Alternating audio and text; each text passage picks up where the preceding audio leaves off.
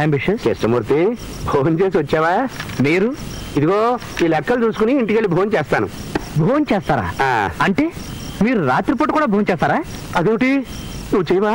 చంపేశారు. రెండో పూట కూడా భోజనం చేస్తే మా అభాపేసం వాళ్ళు బహిష్కరిస్తారు. అభాపేసమా? అదేమిటయ్యా? అదేనండి, అఖిల భారత పీనాసి సంఘం. ఓహో, మన సంఘమా?